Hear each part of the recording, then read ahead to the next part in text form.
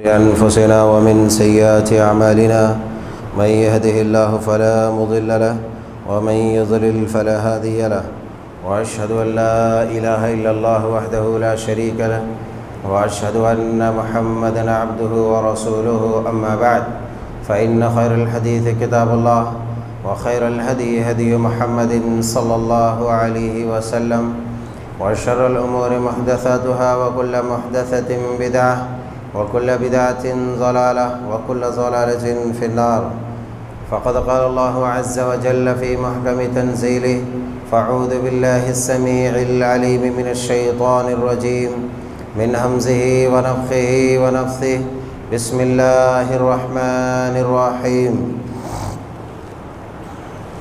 يا أيها الذين آمنوا كتب عليكم الصيام كما كتب على الذين من قبلكم لعلكم تتقون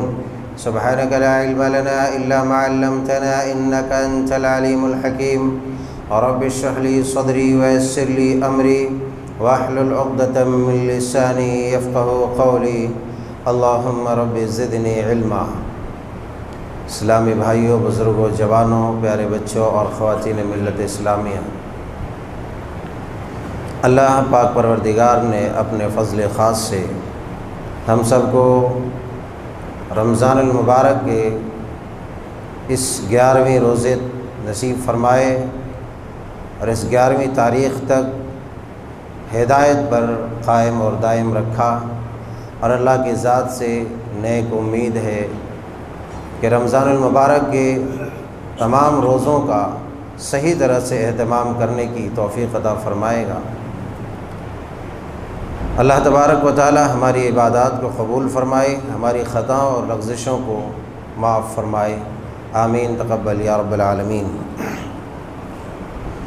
گزشتہ جمعے باتیں چلی تھی اس ماہ مبارک کے فضائل سے انسان محروم کیسے ہوتا ہے اور اس کے فضائل سے آدمی فیضیاب کیسے ہوتا ہے، فائدہ کیسے اٹھاتا ہے۔ اسی ضمن میں انشاءاللہ آج بھی باتیں آئیں گی، کیونکہ سب سے بڑا جو ادیشیہ اور مقصد ہے رمضان المبارک کا وہ ہے انسان کو پاک اور صاف کر دینا اور اس کی زندگی میں ایک انقلاب برپا کر دینا، اس کی زندگی کے رول اصول کو بدل دینا۔ اب تک جو انسان اپنی مرضیوں کی زندگی جی رہا تھا، کاہلی اور سستی کی زندگی جی رہا تھا، جس کو کبھی فجر کی نماز تو درکنار اذان سننے کی بھی توفیق نہیں ہوتی تھی، ایسے آدمی بھی مسجد میں جماعت سے پہلے حاضر ہو جاتا ہے۔ یہی انقلاب ہے، یہی بدلاؤ ہے، یہی تبدیلی ہے، یہ چینجنگ جس کے اندر آ گئی اور اس رمضان کا اثر ہمیشہ اس کے یہاں رہ گیا، تو پھر وہ آدمی کامیاب ہے، اور نہیں تو اس کا انجام اچھا نہیں ہوگا۔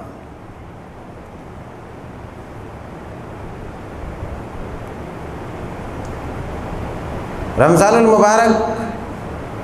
کا مہینہ یقیناً نیکیوں کا موسم بہار ہے، اور انسان بہت ساری نیکیاں کماتا بھی ہے اور اپنی نادانی، جہالت، سفاہت اور غلطی سے نیکیوں کو برباد بھی کرتا ہے۔ اسی لیے اس بات کا آگاہ کرنا اور لوگوں کو ساودھان کرنا، دور رکھنا، انتباہ کرنا ضروری ہے کہ وہ کون سے اعمال ہیں جن سے ہم اس رمضان المبارک کے فضائل، جن کی فضیلتوں کی کوئی انتہا نہیں اور اللہ کی رحمتوں کی کوئی انتہا نہیں کہ کتنی رحمتیں اس کی برستی ہے، ایسی رحمتوں سے انسان کم محروم ہو جاتا ہے، ان چیزوں سے آگاہ کرنا ضروری ہے۔ چند باتیں آپ کے سامنے آئی تھی کہ کیسے انسان فیضیاب بھی ہوتا ہے اور کیسے انسان محروم ہوتا ہے۔ ایک انسان ہے کہ بڑی تغو محنت، جتن، لگن، مشقت اور دشواری کے ساتھ، پورے آب و تاب کے ساتھ پوری انرجی صرف کر دیتا ہے، مال دولت صرف کر دیتا ہے ایک خوبصورت اور خوشنما بلڈنگ بنانے میں، ایک خوبصورت اور خوشنما بلڈنگ بنانے میں کہ آدمی دیکھے تو دیکھتے رہ جائے، جو اس کے اندر آئے تو جانے کا نام نہ لے۔ ایسی خوبصورت بلڈنگ، ایسا خوبصورت گھر بنانے میں سب کچھ صرف کر دیتا ہے، مال بھی، دولت بھی، طاقت بھی، قوت بھی سب لگا دیتا ہے، پیسے بھی، وقت بھی، نیند بھی قربان کر دیتا ہے، نیند بھی قربان کر دیتا ہے کہ اس گھر کو اس انداز میں سنوارا جائے کہ دیکھنے والا اسے دیکھے اور اس کی تعریف کرے۔ مگر دکھ تب ہوتا ہے، تکلیف تب ہوتی ہے کہ انسان جب اتنی محنت و مشقت کرنے کے بعد، تمام مال دولت لٹانے کے بعد، اپنی طاقت، انرجی، نیند، سب آرام قربان کر دینے کے بعد، ہاتھوں پیروں کو تھکا دینے کے بعد، اور اس کام کرتے کرتے بھوک و پیاس کی شدت کو برداشت کر لینے کے بعد، چلتے چلتے جب عمارت کھڑی ہو جاتی ہے اور ٹھیک اس میں لوگوں کے داخلے، آمد و رفت، آنے جانے اور رہنے کا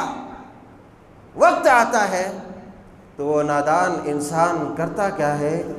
اسے بلڈوزر منگاتا ہے اور اس کی بنیادوں ہی میں بلڈوزر مشین چلوا دیتا ہے اور بلڈنگ لڑکھڑا کر زمین بوس ہو جاتی ہے۔ اس کی عقل کو آپ کیا کہیں گے؟ اس کی عقل کو آپ کیا کہیں گے کہ کتنا عقل مند تھا کہ اتنے حسین، شاندار، خوبصورت، چمکیلے، بھڑکیلے گھر تعمیر کرنے کے بعد، بلڈنگ تعمیر کرنے کے بعد، یہ نادان بلڈوزر لا کے نیچے سے دیوار کو کٹ کر دے رہا ہے اور یکایک اسے زمین پر گرا دے رہا ہے۔ یہ کتنا عقل مند ہے؟ اتنا سب کچھ خرچ کرنے کے بعد آدمی اسے سوائے پاگل، بیوقوف، نالائق، نادان چھوڑ کے کچھ کہے گا؟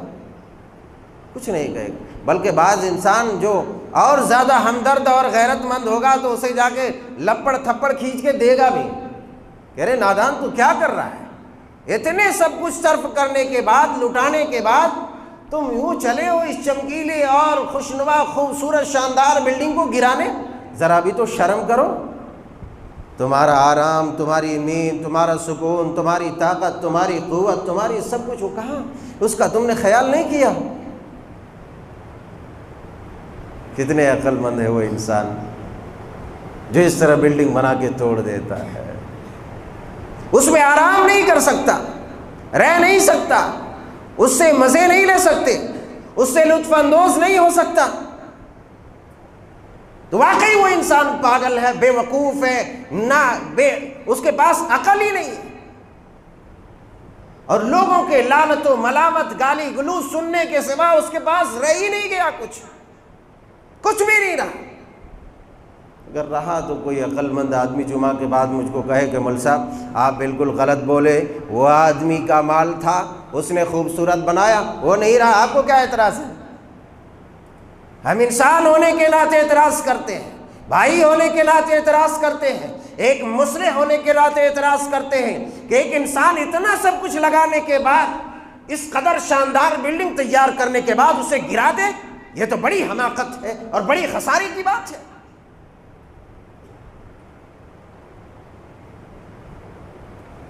لگتا ہے کہ بات سمجھ میں آ گئی ہے، میں تیر کہاں مارنا چاہتا ہوں۔ ایک انسان پورے مہینے پیٹ میں مروڑے پڑے، بھوک سے غشی طاری ہو جائے کہ نہیں ہم روزہ نہیں توڑ سکتے، پیروں میں ورم آ جائے، نہیں ہم تراویح نہیں چھوڑ سکتے، کھانے کی لذیذ ترین چیزیں، اشیاء خورد و نوش کے اندر جاتے انسان کی طبیعت، مزاج شاداب ہو جائے، مگر وہ نہیں کھاتا، بھوک کی شدت کو برداشت کرتا ہے، بھوک کے کیڑے کو مارتا ہے، نمازوں کا اہتمام کرتا ہے، مسجدوں میں اپنا وقت دیتا ہے، اپنے اوقات کو صرف کرتا ہے، اپنی انرجی کو صرف کرتا ہے، اور تمام نہ جانے کن کن چیزوں کی قربانیاں دیتا ہے، راتوں کو جاگتا بھی ہے، عبادات بھی کرتا ہے، ذکر و اذکار بھی کرتا ہے، لیکن حیر نادان انسان جو ہی رمضان المبارک کے آخری دن اور عید الفطر کا چاند نظر آتا ہے، وہیں سے اس کی غیرت پہ مٹی پڑ جاتی ہے، اور اس کے دین پر، اس کے اعمال پر، اس کی نیکیوں پر پانی پھر جاتا ہے، اور پھر وہیں سے وہ اپنے اس ایک مہینے کی طویل مدت میں کیے ہوئے ان تمام اعمال کو اور کیے ہوئے ان نیکیوں کو وہ بچا نہیں پاتا۔ وہ مسجدوں کو خیر بات کہہ دیتا ہے، وہ نمازوں کو الوداع کہہ دیتا ہے کہ جاؤ 11 مہینے انتظار کروں گا تمہارے آنے کا، پھر آؤ ہمارے سینے پر ہاتھ آئے گا، ہمارے کندھوں تک ہاتھ اٹھے گا، ہمارے پیٹ بھوک کو برداشت کرے گا، اور لذیذ ترین غذاؤں کی اس لذت کو ترک کرے گا۔ پھر 1 مہینہ تم آؤ گے، 11 مہینہ جانے کے بعد تب کتنے نادان ہے وہ انسان، اتنی محنت کے بعد، اتنی مشقت کے بعد، اتنی پریشانی کے بعد عبادتیں کرتا ہے، بسا اوقات اذان سے پہلے مسجد میں حاضری بھی دیتا ہے، سنتیں بھی پڑھتا ہے، نوافل بھی پڑھتا ہے، قرآن کی تلاوتیں بھی کرتا ہے، لیکن اس 1 مہینے کے بعد پھر وہ ایسا ہی ہو جاتا ہے جیسا کہ وہ اب مسلمان ہے ہی نہیں، اس کی زندگی میں نماز ہے ہی نہیں، اس کی زندگی میں قرآن ہے ہی نہیں، اس کی زندگی میں صدقہ خیرات ہے ہی نہیں، اس کی زندگی میں اذکار ہے ہی نہیں۔ اس کی نادانی ہے یہ، اس کی جہالت ہے یہ۔ اتنی سب کچھ لٹانے کے بعد وہ ان تمام محنتوں کے اوپر پانی پھر دیتا ہے۔ وہ اسی طرح ہے جس طرح ایک بلڈنگ بنانے والا بنا دیتا ہے اور اس کو ایک لخت ہی توڑ دیتا ہے، یہ آدمی ہماری قوم کا بھی یہی حال ہے۔ خوب نمازیں پڑھے گا،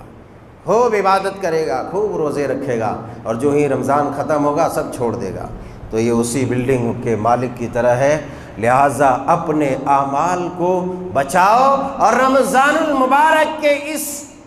خاص مہینے کی خاص فضیلتوں سے فیضیاب ہونے کے بعد، اپنے نصیبے میں لینے کے بعد، اپنا مقدر کا حصہ بنانے کے بعد اسے یوں ہی ضائع اور برباد نہ کر دو، ورنہ تم سے بڑا کوئی نقصان اٹھانے والا اور گھاٹا اٹھانے والا ہو